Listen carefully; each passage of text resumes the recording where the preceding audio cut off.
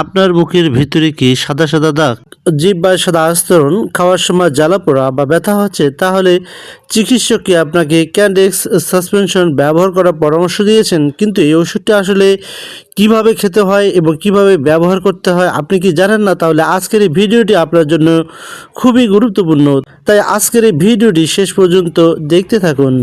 প্রথমে জানবো ক্যান্ডেক্স সাসপেনশন কি। ক্যান্ডেক্স সাসপেনশনের সক্রিয় উপাদান হলো নাইস্টাটিন বিপি। এটি একটি অ্যান্টিফাঙ্গাল ঔষধ, অর্থাৎ ছত্রাক বা ফাঙ্গাসজনিত সংক্রমণ দূর করতে ব্যবহার করা হয়ে থাকে। ক্যান্ডেক্স সাসপেনশনটি উৎপাদন করেছে স্কোয়ার ফার্মাসিউটিক্যাল লিমিটেড এবং প্রতিটি ক্যান্ডেক্স সাসপেনশনের বর্তমান বাজার মূল্য 46 টাকা।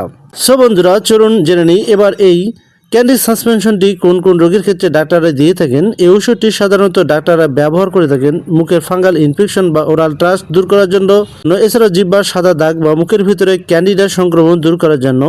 কিছু ক্ষেত্রে চিকিৎসকের পরামর্শে অন্যান্য ছত্রাকজনিত সংক্রমণও ব্যবহার করা হতে পারে। ক্যান্ডেক্স সাসপেনশনটি কিভাবে ব্যবহার করতে হয় এবার সে সম্পর্কে জানবো।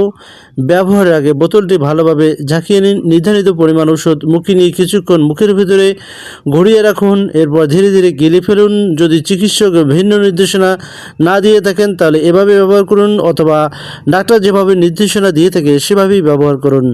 ওষুধ খাওয়ার পর অন্তত 30 মিনিট কিছুক্ষণ খাওয়া বা পান করা থেকে বিরত থাকলে ভালো ফল পাওয়া যেতে পারে।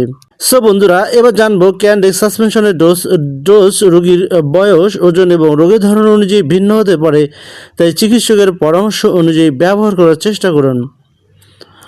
সম্ভাব্য পার্শ্ব প্রতিক্রিয়া। সাধারণত এই ওষুধ নিরাপদ, তবে কিছু মানুষের ক্ষেত্রে বমি বমি ভাব, হালকা পেটে অস্বস্তি, ডায়রিয়া, মুখে সামান্য জ্বালা পোড়া এ ধরনের সামান্য পার্শ্ব প্রতিক্রিয়া দেখা দিতে পারে।